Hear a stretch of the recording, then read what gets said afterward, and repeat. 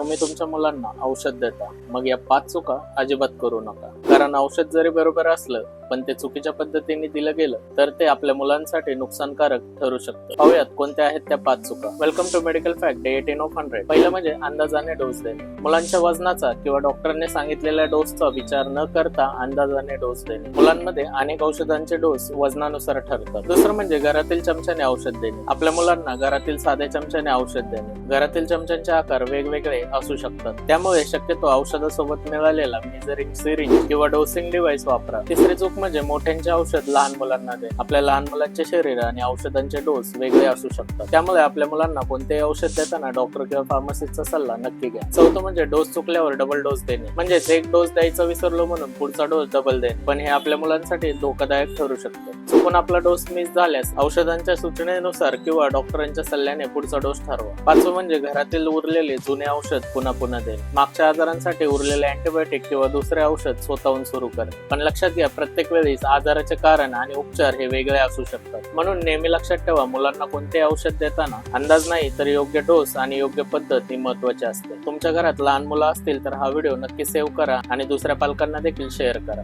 चला तर मित्रांनो, अशाच सिंपल आणि सोप्या भाषेतील मेडिकल फॅक्ट साठी फॉलो आणि सबस्क्राईब करायला विसरू नका.